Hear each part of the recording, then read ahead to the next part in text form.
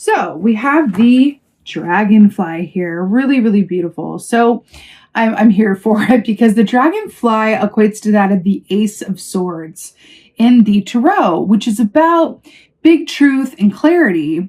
However, wait, you know what? It's going to take me a minute to find this, but I really feel like I need to do this. So in the Lisa Robertson deck, which is this one right here, which I'm pulling from for advice today, the Ace of Swords in that deck is represented in a way that directly links to your opening meditation. So I feel the need to find it, and I found it. So this is Ace of Swords with the dragonfly, right? And then look at the Ace of Swords in the Lisa Robertson. It's a panda. Do you remember in the meditation I saw like in Kung Fu Panda coming up? So beautiful. So I'm going to keep this out because I feel like these two want to be together. So Ace of Swords. So, and I want to talk about panda medicine for you as well, because it's really coming up. So the tagline for this key with the panda medicine says, the answers lie in the stillness. Emphasis on the stillness, because we saw you by the beach. You know, turtle energy is also about not rushing to get where you're going and just allowing yourself to be in the flow. And then the dragonfly is very much about clarity versus illusion, right? It's very much that sword of truth aspect, Ace of Swords / sword of truth aspect of, I have clarity around things that before were Seven of Cups. I was confused. I was overwhelmed. I was conflicted. Now I just have complete clarity. It feels like I'm seeing an opening, like a clear river stream going, where there was a lot of rocks and impediments before. Now it's flowing clear waters, but I feel like access to that is in stillness. Now, dragonfly energy is also very much about dream time. So when this comes up, definitely keep a dream journal nearby. Pay attention to your dreams. You know, we have access to something called the liminal space. So that is right when we're waking up and right when we're halfway falling asleep. That space, we have a direct line to our intuition. So it's really beautiful. It's kind of like the equivalent of sitting down and being in deep meditation for a half hour. That's the liminal space when you're falling asleep and when you're waking up. So when you're waking up, don't be too quick to do it. Like, kind of allow yourself to be in that in-between space. There's going to be a lot of good stuff there for you that I feel like could really be life-changing. So I love that that's coming up for you. Let's go ahead and see what is going on. I'm just going to keep him out there for you. You know, panda medicine is also, I love panda medicine. It's one of the absolute best. It's all about that pure love energy that says when we view ourselves, our circumstances, and everyone else around us through a lens of compassion, there's no issue. Compassion, right? Oh, that is so weird. So this one card from this deck was in the middle of this one. I guess that was an accident. Well, Nine of Cups, but there are no accidents. Nine of Cups, wish fulfillment, 9th month of the year, part of Virgo season there. I'm going to keep him out there as well. Peekaboo. Oh, weird. Look at how that's mirroring. Do you see that with the dragonfly wings and the butterfly wings? I'm here for it. You know, also with the panda medicine, that really speaks of that Rumi quote of out beyond right doing and wrong doing, there is a field. I'll meet you there. So it speaks about the gray middle ground of that's where the truth is. That's where perspective is, right? When we allow ourselves to see both sides of something or view something from someone else's point of view, it can be very illuminating and very healing, right? All right, let's see what's going on. Ah, another 9. This is so perfect. This is very much what we were seeing with the river. So 9 of Wands. Remember that the wands rule the realm of the actions that we do or do not take around the work that we love to do and or the personal relationships about which we are passionate, right? So 9 of Wands is very much, what do we say about this? That wounded warrior key where it's really about you've been through a lot. You've been really put through your paces. You've put in a lot of hard work and time and effort to get where you're going, especially where your work is concerned, right? But there's something, or your passions are concerned anyway. So there's something around this that says like, okay, we see you. That's the past position. Remember how we heard the song River by Leon Bridges, been traveling these wide roads for so long, right? I just want to come here and give you every, part of me. And it's about being weary, road weary, and wanting to just rest and feel safe and loved and held, right? So it's interesting that you're coming up here with this other 9 is like, yes, you have done the most. You have been doing the most. And it's sort of like an aspect of like, well done, though. You know what I mean? To get where you're going. It's like you found your beach. You made it there. Wow. 5 of Cups. So this is really interesting because this speaks of perspective. So let's talk about it. 5 of Cups, again, it's that perspective key. It's all about more water here. It's really all about where you place your focus and how you see things. I always want to talk about the Queen of Pentacles when this comes up because Queen of Pentacles is the cure for the 5 of Cups blues. So the Queen of Pentacles she's filthy rich, wealthy, right? But it's not because she has a lot of riches and gold. It's because everywhere she looks, she sees gold. She's rich because her perspective is rich, right?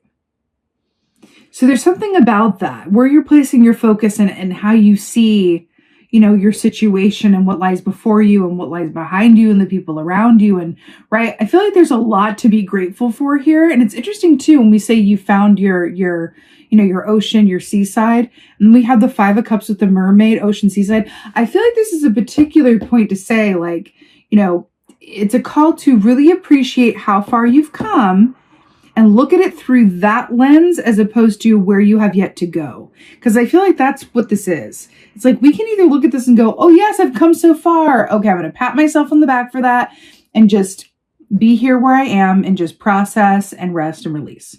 Or option 2, you could say, wow, yeah, I've come a long way. Okay, fine, whatever. But oh my God, look at where I have to go. Oh God, how am I ever going to get to, but there's this wrong. I need to do that, right? It's all about perspective.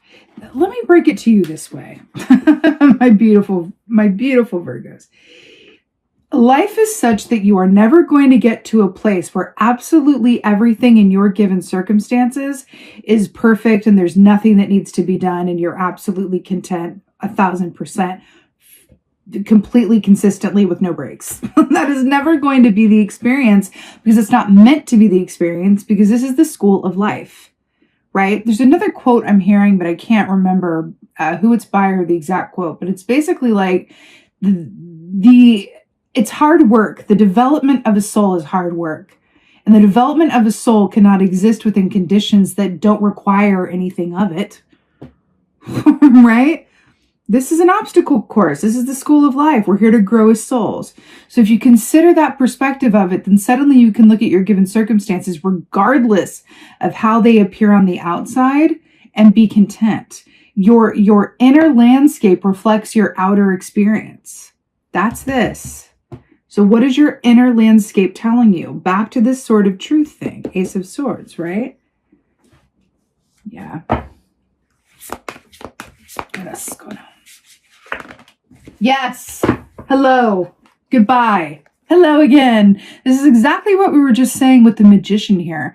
When we say that your inner landscape reflects your outer experience, the Magician is about being in full facility of your fate and going, I have the power to decide whatever my experience is in this given moment. This is that as above, so below. I am in the seat of power. This is you saying, I co-create my experiences. And if I co-create my experiences, then I have a say in what happens next. Right? Not because you have a say in exactly how things will go, but you have a say in how you will respond, regardless of how things go. This feels like a rather important lesson for you. Well, I think for everybody, really, but it's coming up within your energy from this time of the month. So I'll say it for you at the moment. Excuse me. I need a little sip of coffee.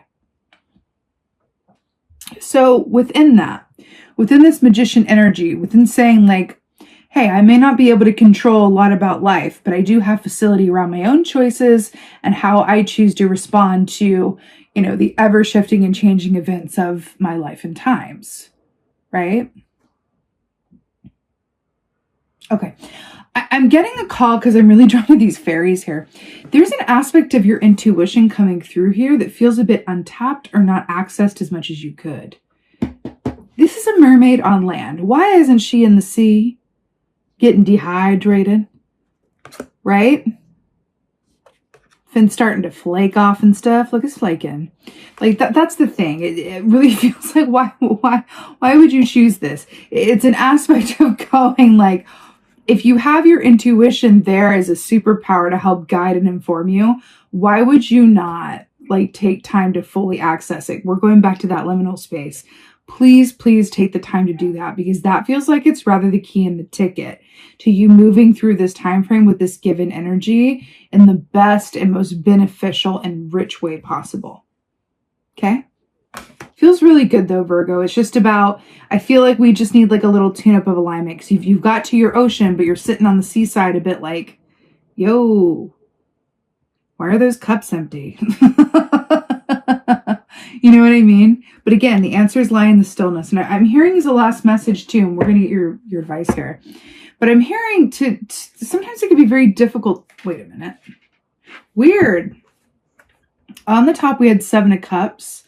And then dragonflies, which is interesting. So remember how we were talking about feeling overwhelmed and confused can be dragonfly energy in the 7 of Cups, and that the, you know, sort of the medicine to that is the Ace of Swords. It's interesting here coming up for you.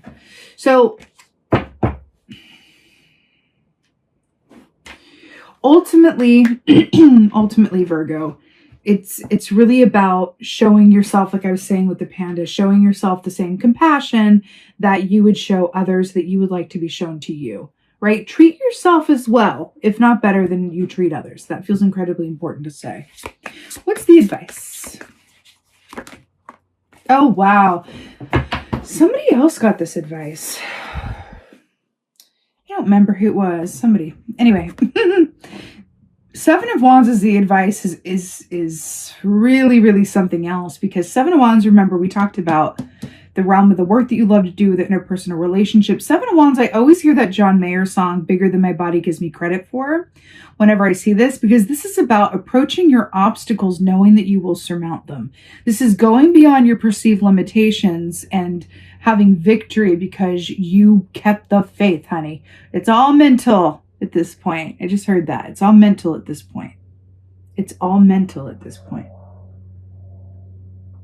When this comes up into your advice of 7 of Wands, do you see how like these wands are pointing at this skunk and putting them in the defensive like position, ready to spray? Do you see how the garden here has half-eaten fruit and somebody has rummaged through this garden? Remember how we were talking about the Queen of Pentacles, and traditionally she's on a throne in the middle of a garden, and she's not rich because she has a lot. She's rich because her perspective is rich. Something coming in that for you, because we could see this garden as, God, look at all the half-eaten fruit. Or we could look at this garden as, whoa, there's fruit. You know what I mean? There's something to that. I'm hearing that with this advice, align your perspective and go forward knowing that you absolutely have this, and that you can shift whatever is going on for you just as easily as choosing to see this garden as half full of fruit as opposed to half empty. Okay, there's also an aspect of perfectionism here as well, because when we think about Virgo energy, you know, that archetype is the hermit, but it's someone who, you know, likes things to be a certain way, can be a bit perfectionist, or the need to, you know, have things aligned or set or handled, right? The I's dotted, the T's crossed. And I feel like you're being called to show a lot more compassion towards yourself and others for the I's that aren't dotted and the T's that are not crossed. Because those are perfect as well if you shift your perspective to see them as perfect, right? In their imperfection. That's a head full. But that's what this is. This is that, I'm hearing the Amos Lee song. I heard it last, I wish I could remember what other song got this as advice. But anyway, Keep Climbing by the song Worry No More by Amos Lee. And there's this part in that song, keep climbing, keep climbing, keep climbing. So you've got this continued energy of the Nine of Wands with the wounded warrior, the Five of Cups with the discontent, even though you've reached the shore in perspective, and then coming into the, where you're moving into a position of power where you're going to co-create, your experience from a place of, empowered perspective and intuition, and allowing your intuition to work for you as the superpower and the true tool that it is, right? And then Seven of Wands, like keeping strong, keeping the faith, knowing that you can handle anything and everything that comes to you, but being able to enjoy the process through looking around you through a lens of appreciation, compassion, and healthy perspective. Let's go ahead and get an oracle. I'm feeling this one. Feeling this one. Oracle for Virgo. Ooh, that was quick. Oh my goodness. Okay. The Dragon's Duel. Inner conflict, morality, conscious choice. Tell me that this is not what we've been talking about. By the way, 2 + 3 is 5. 5 of Cups. 5 is the number of change. Okay. The Dragon's Duel, inner conflict, morality, conscious choice. Conscious choice taking us right back to that magician with knowing that we are co-creators, right? Also, is that not an ocean beneath them, right? And then we have the inner conflict aspect that we've been talking about here with the 7 of the Wands and the 9 of the Wands and the 5 of the Cups, all that together. And then having the clarity and the answers lie in the stillness through stillness, and that, accessing that liminal place, your intuition before you wake up and before you go to sleep. The Dragon's Duel. This is very much like a 5 of Wands energy, and it very much speaks of that inner conflict and turmoil that is just unnecessary. Dragon energy in medicine is very much about seeing yourself and others clearly. It's actually kind of similar to the Ace of Swords. It's like 8 of Swords meets justice, right? So within this, like, I feel like there's sort of a cheeky aspect to this image that says, what have you got to be upset about? You're a dragon. Like, what's your problem? You're a dragon. Right? There's something about that. Why are you sad? You're a mermaid. You know what I mean? There's something to that. I think ultimately with this inner conflict, morality, conscious choice, this is really about seeing all of the potential within and before you and stepping into the driver's seat in a different way, right? It's not about doing the most or controlling your environment. It's about tending to your inner garden, because all within the context of your inner feelings reflect your outer circumstances, right? Your inner landscape. That's what it's all about. You're being called to tend to your inner landscape here, and in doing so, have your outer experience blossom with these roses in a completely new way. Not because it's technically different, but because you see it differently. It's like walking into a house that needs a lot of work. You can either walk in there and go, oh my God, this place, oh my God, there's a hole in the ceiling, there's no toilet, there's like all of this, there's, pest problems. Or you can walk in the house and go, I see so much potential. This place has great bones. You know what I mean? Which can be challenging for a Virgo. A strong Virgo archetype for sure, right? But there's also an opportunity in that, because Virgos can also feel very empowered by setting their mind to something and taking something from being as it is and transitioning it into something that is immaculate and beautiful and profound. It's really up to you, right? But this is really beautiful, Virgo, in terms of, soul growth and perspective, and where you're going to have access to on the other side of this work, should you choose to do it, right? It's just the energy at play. It's the blueprint. It's kind of spirit coming into, here's how you can work with this time to your highest and best good, should you choose to, right?